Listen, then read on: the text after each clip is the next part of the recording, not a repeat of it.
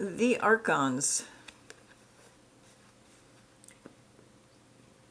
This is a chapter out of a book called A Book to Free the Soul by Ives Cadoux. Before mankind rose, the Archons did not exist. Yet they are as eternal as we are, being born out of our chaotic subconscious.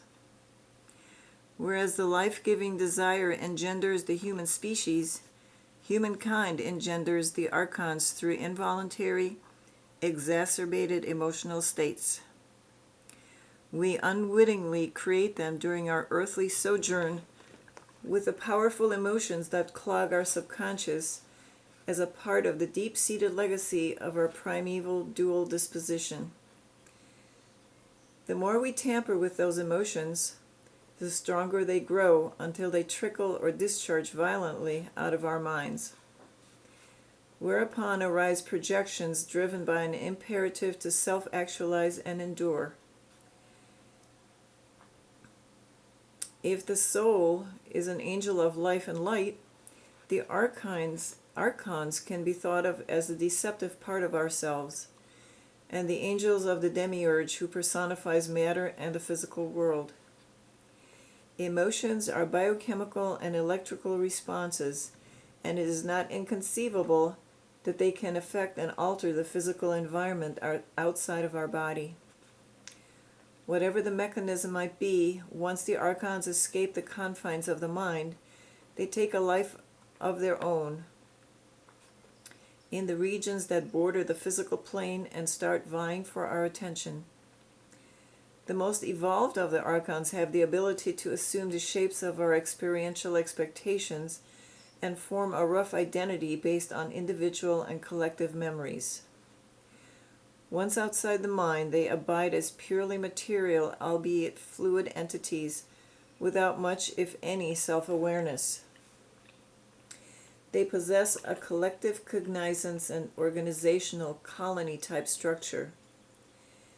The Archons are fascinated by the human soul they lack, and their existence becomes parasitic, sustained by our own psychic life on which they prey.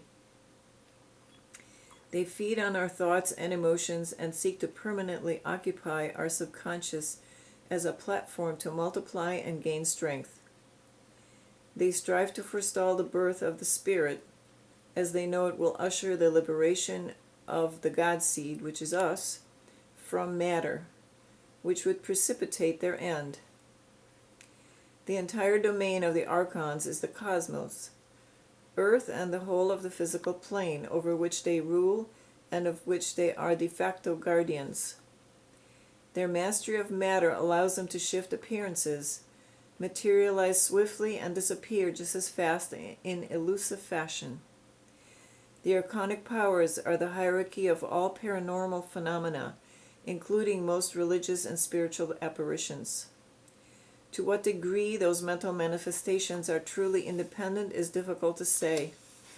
It is safe to compare the phenomenon to the multiple personalities of patients afflicted with dissociative identity disorder. In that sense, and with regard to the paranormal, we are all victims of our disorderly mind, producing without awareness individualized and collective phantasms that invade sensible perception. Yet the strongest Archons seem to survive the death of their originator. The rulers and warders of the cosmos are also the ambassadors of Magna Mater, or the Great Mother. Alternately generous or cruel, often possessive, jealous and deceptive, occasionally nefarious, always self-serving and dominated by the drive to endure, she shares with the Archons. In the same mythological vein, Yahweh, the mountain god of the Old Testament, can be considered the leader of the Archons. Without us, there would be no them, and their interest lies in keeping us ensnared in matter. To that end, they control the gates that lead to freedom for the God seed, and they work tirelessly to influence the societal, cultural, and religious developments that serve their aims more effectively. The Archons are the thieves of the soul who compete with the angelic power in us. Yet to fear them is to strengthen them. They are an integral part of ourselves, and as we silence our mind and open our heart to our numinous self, they progressively fade and will vanish in the end.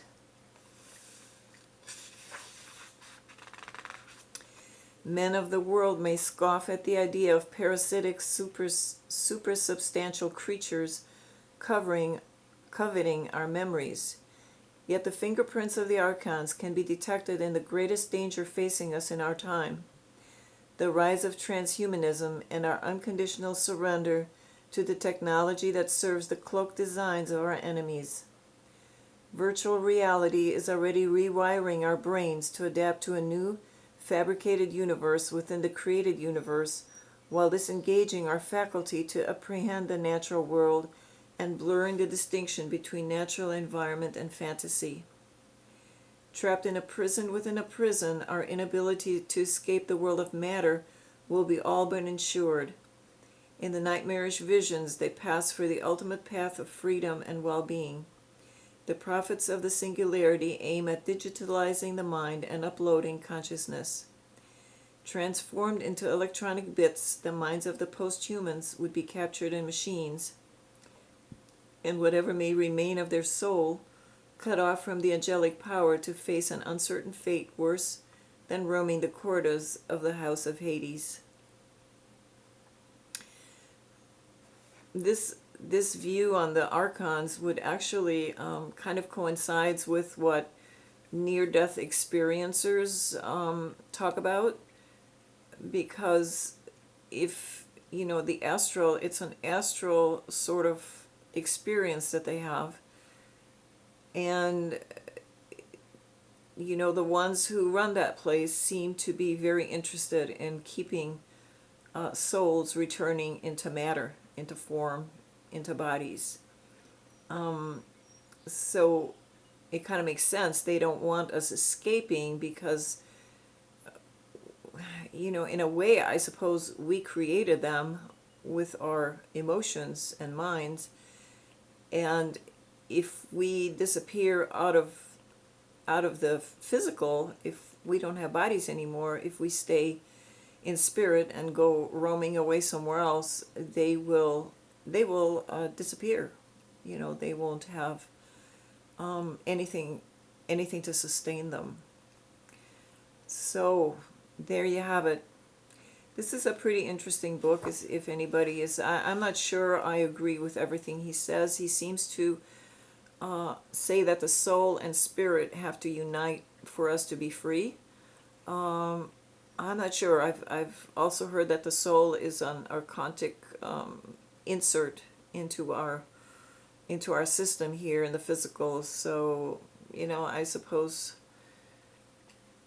more meditation, more contemplation on the issue would maybe clear it up a little. But I'm still a bit not clear on soul and spirit and what all that entails. All right, I hope you enjoyed it. Thank you for listening. Bye.